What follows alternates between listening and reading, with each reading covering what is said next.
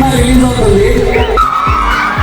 మీరు ఇప్పుడే ఎలాగైతే నాకు సపోర్ట్ చేస్తున్నారో సినిమా రిలీజ్ అయ్యాక కూడా మీరు అలా సపోర్ట్ చేస్తుంటే నేను ఇంకా మంచి మూవీస్ చేయడానికి సపోర్ట్ వస్తుంది, నాకు ధైర్యం వస్తుంది. అది మీరే నమ్మి ఇప్పటివరకు చేశాను, మీరే నమ్ముతూనే చేస్తూ ఉంటారు కదా.